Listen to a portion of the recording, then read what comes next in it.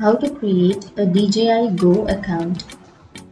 So to create a DJI GO account, first you have to open up a browser, any browser that you're comfortable with. I'm here with Google Chrome browser, and make sure you have a stable internet connection.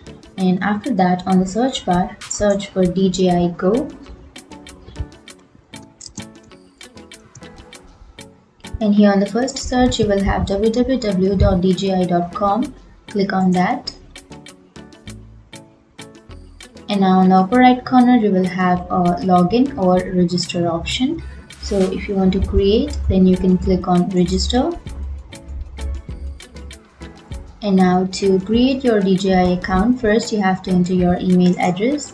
And after entering your email, you have to create a password. Make sure to create a strong password. And after entering that, you have to enter your new password again. And after entering all of this information, you can click here, I'm not a robot, and then click on submit, which is on the bottom.